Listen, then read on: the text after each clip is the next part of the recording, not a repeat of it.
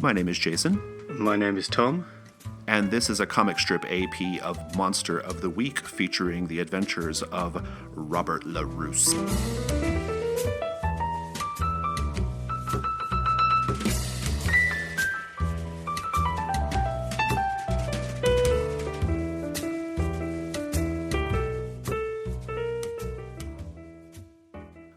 Listeners, Monster of the Week is a game about monster hunters. Normally, it's a team of misfits who have banded together for the purpose of cleansing the world of monstrous activity.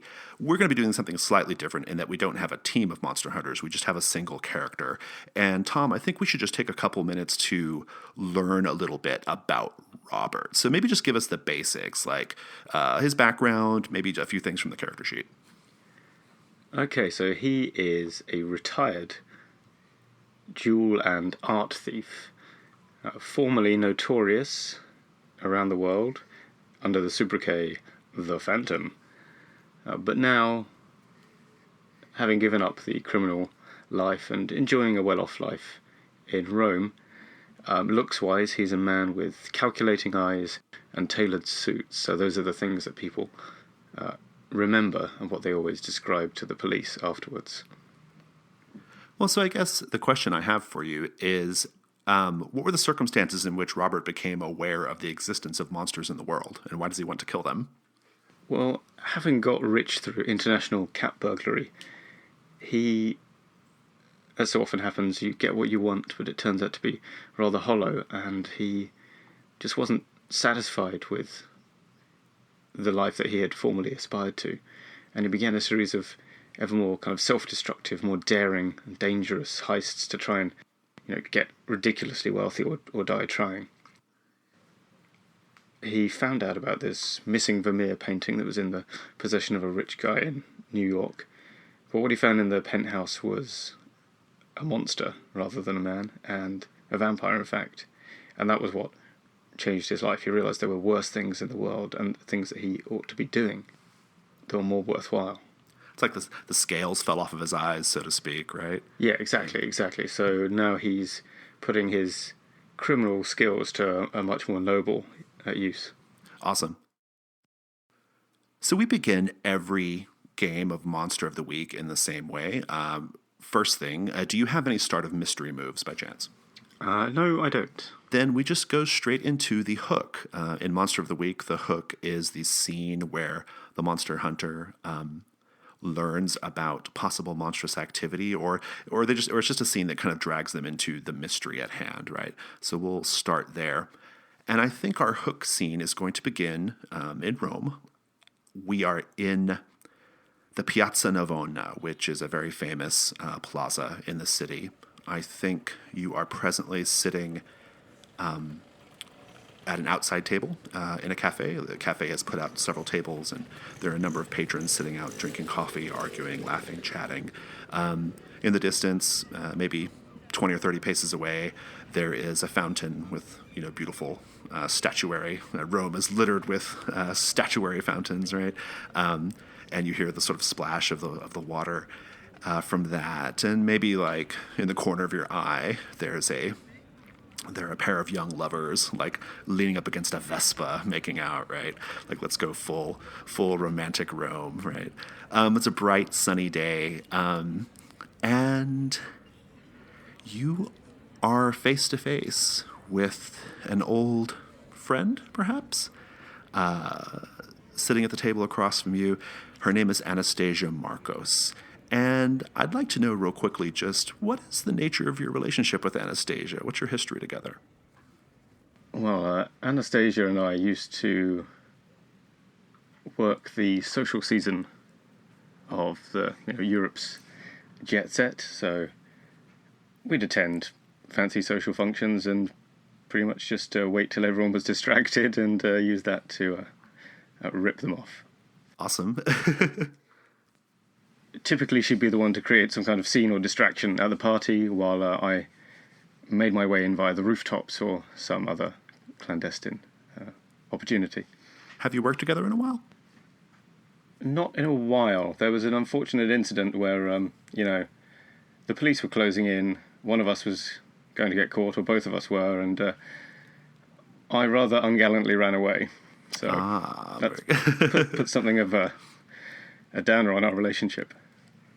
So she's sitting across from you, and she's dressed for the environment.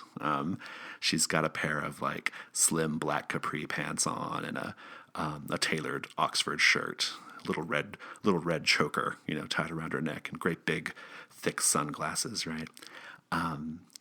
Smoking a cigarette, and you guys have been kind of just sitting awkwardly together, making small talk.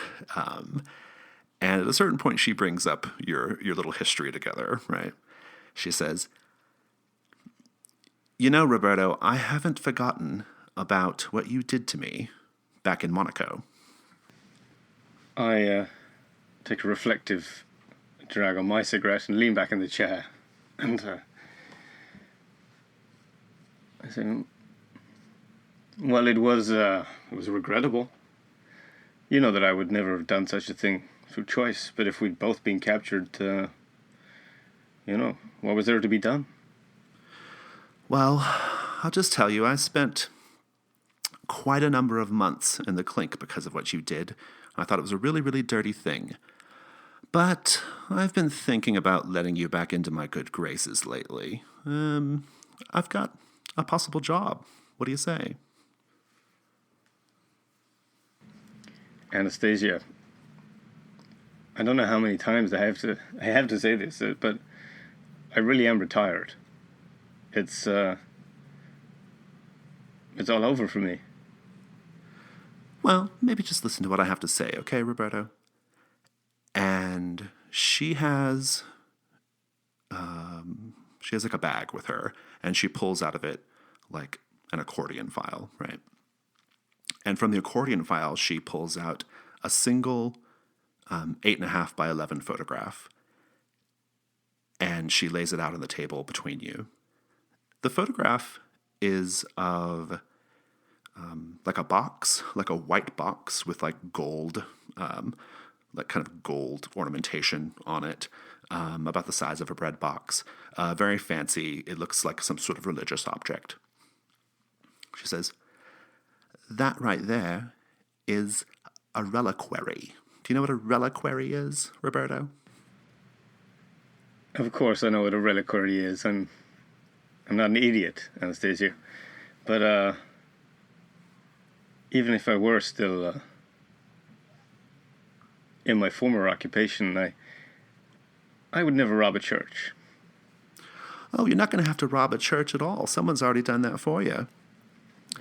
This went missing 3 nights ago from a Vatican museum for holy objects.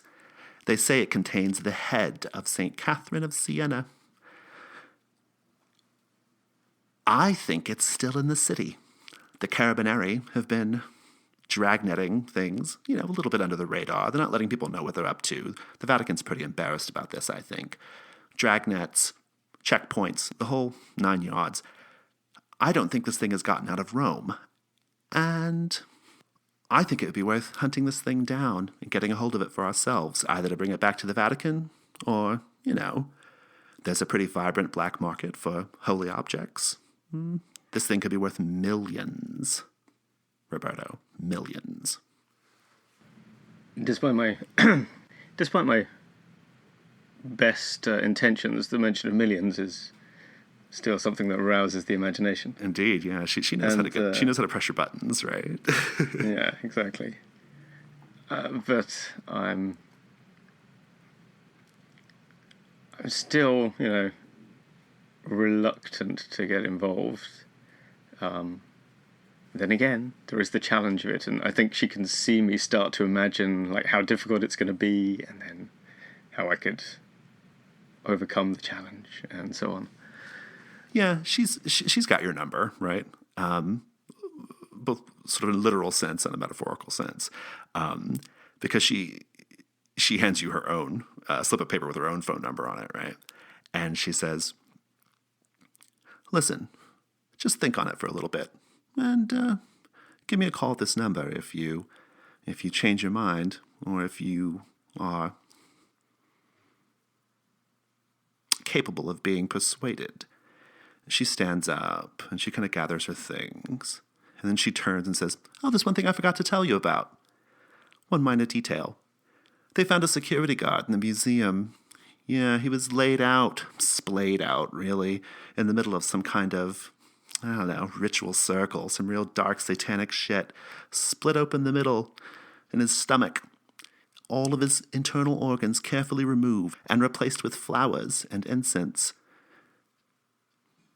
Kind of strange, huh?" And then she just puts her sunglasses, takes them off of her top of her head and kind of puts them down.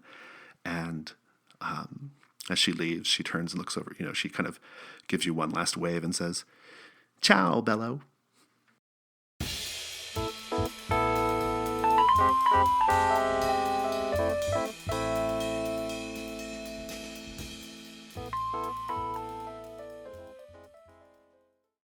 Hi, this is Jason from the Gauntlet Gaming Community. If you enjoyed this episode of Comic Strip AP, please consider supporting the Gauntlet on Patreon. Our page can be found at patreon.com/gauntlet.